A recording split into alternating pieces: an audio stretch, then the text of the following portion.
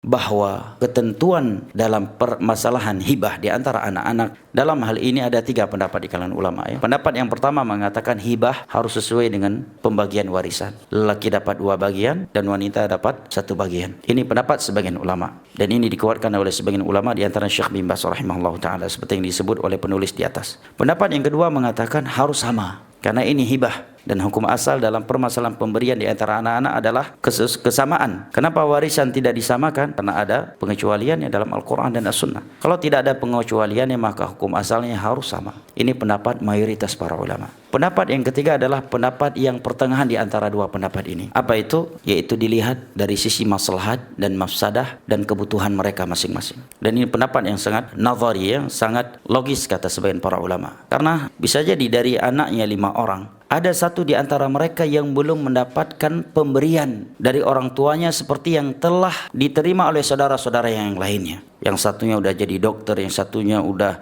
S3, yang satunya lagi udah jadi polis, yang ini udah jadi tentara, dengan biaya yang diberikan oleh orang tuanya semua, orang tua mereka. Sedangkan dia belum mendapatinya karena baru tamat SMA dan dia belum punya harta. Sedangkan mereka semuanya sudah punya harta pribadi, udah punya rumah pribadi, udah punya mobil pribadi, udah punya penghasilan pribadi, dan dia baru tamat SMA, 1% pun nggak punya uang. Dari sini kata para ulama, nggak hikmah kalau dikatakan dibagikan sebagai ketentuan seperti ketentuan dalam warisan atau disamakan haknya.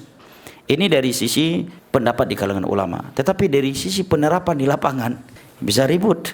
Yang agama dacok lagi dalam warisan saja. Kakaruya ini hasil lagi yang jumhur ulama berpendapat harus sama. Ijazah yang baru tamat SMA, yang baru tamat SMA. Oh enggak hikmah demikian. Sebagai masyayikh mengatakan ya hendaknya dilihat dari sisi maslahat dan masalah, dan dari sisi siapa yang paling membutuhkan dan siapa yang paling sedikit mendapat nafkah dari kedua orang tuanya. Ya saya. Maka cara paling bagus apa? Yang disepakati dan diterima oleh semuanya apa? Dengan nominal yang sama. Kedua, kalau mereka bisa diberikan nasihat agar mereka mau ridha, agar adik mereka atau salah satu di antara saudara mereka yang lebih miskin dari mereka, lebih membutuhkan dari mereka, agar diberikan dengan nominal yang lebih banyak dari mereka.